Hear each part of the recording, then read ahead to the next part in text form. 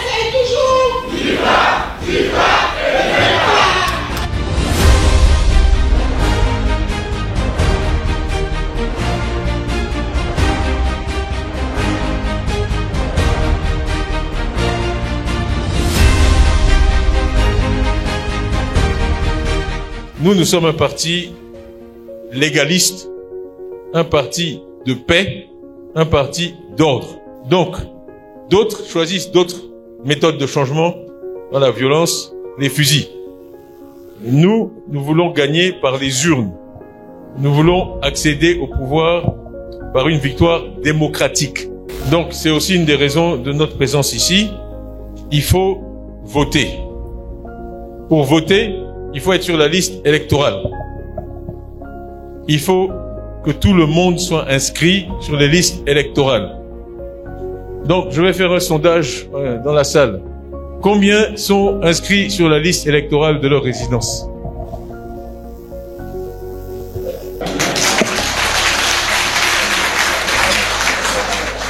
C'est un échantillon supérieur à la moyenne du pays. Parce que malheureusement, tout le monde n'est pas aussi responsable. Tout le monde n'est pas aussi conscient. Tous les gens qui vous disent que ça va, vous leur dites que l'espérance de vie est inférieure à celle de la Mauritanie. Voilà. En Côte d'Ivoire aujourd'hui. Si on nous avait dit ça il y a 30 ou 40 ans, je pense qu'on aurait été sceptiques. Donc, répondez ça aussi à ceux qui vous disent que tout va bien, il n'y a pas besoin de changer. Je crois qu'on peut faire mieux. Je crois qu'on a fait mieux. On a montré qu'on peut faire mieux.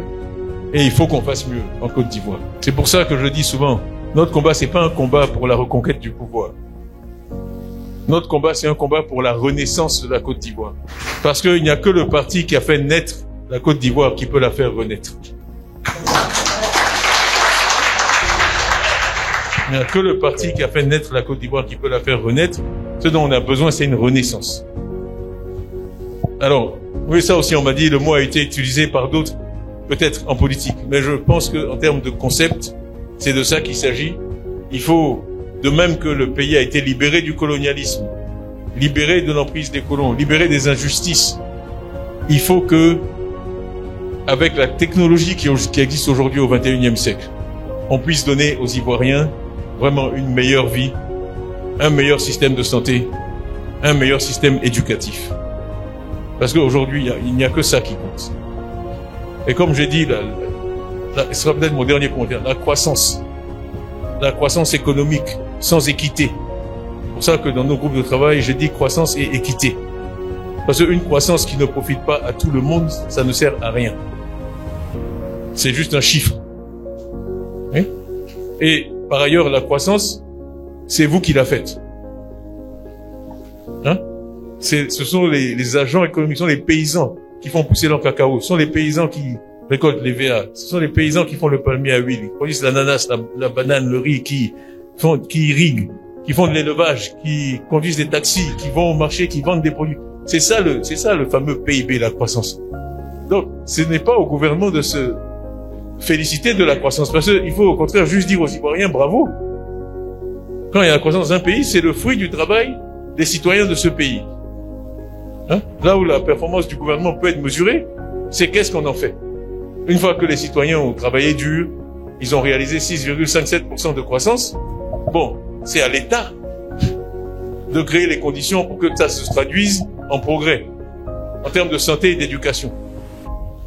Donc moi je dis, s'il y a des bulletins de notes, le bulletin de notes de la société, c'est la croissance économique. Le bulletin de notes de l'État et du gouvernement, c'est la santé et l'éducation. C'est très important d'être ici à Soubré. C'est très facile à Abidjan de croire que tout va bien. En tout cas, dans certaines parties d'Abidjan.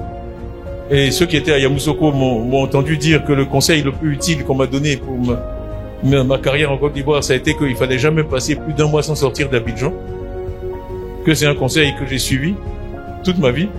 Et c'est un conseil que je donne à presque tous les Ivoiriens. Parce que pour comprendre vraiment ce qui se passe dans le pays, il faut sortir d'Abidjan. Ouais.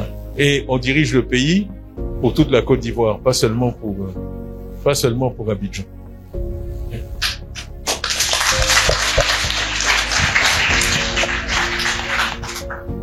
Quand on voit vraiment l'état des routes, quand on voit la contribution de la NAWA à l'économie nationale, presque tous les Ivoiriens sont redevables à la NAWA. Parce que la production économique, la production agricole ici est énorme. Et qu'est-ce que vous recevez en retour?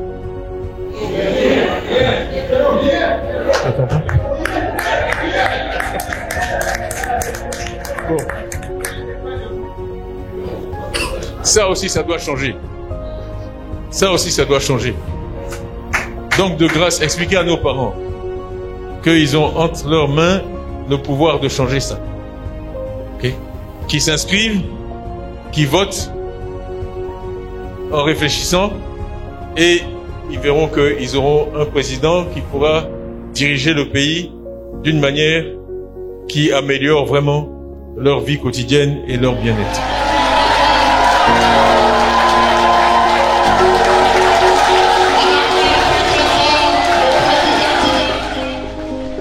Tidjam Thiam, président du PDCI, est sur les traces de son père bâtisseur.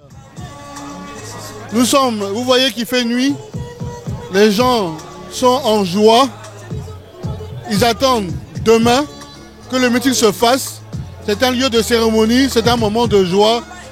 Vive le PDCI, vive la Côte d'Ivoire et que Dieu nous protège. Et ce que je retiens particulièrement de cette rencontre, c'est que l'histoire de la Côte d'Ivoire est en train de se réécrire. Comme a dit le président tout à l'heure, c'est une renaissance. On y croit. On est content et on espère qu'on va y arriver. On a la conviction, on a dépassé le stade même de l'espoir, on a la conviction qu'on va y arriver. Parce qu'il faut que le pays change. Voilà. Et c'est cela que nous sommes en train de vivre.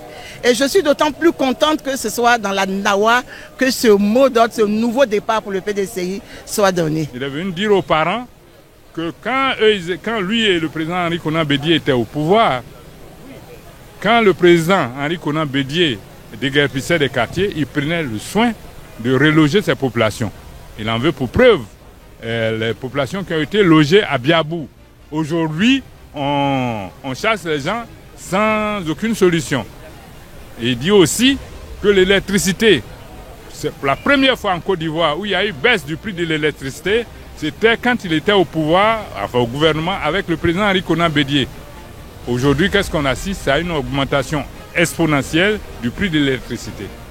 Et il dit à nos parents qu'il a la solution. C'est vrai, pas la solution des autres, mais lui, il a la solution. Nous sommes prêts pour lui, franchement. Il n'a plus besoin de parler pour nous. Il incarne le changement, il incarne le renouveau, la renaissance, comme il le dit. Nous sommes avec lui.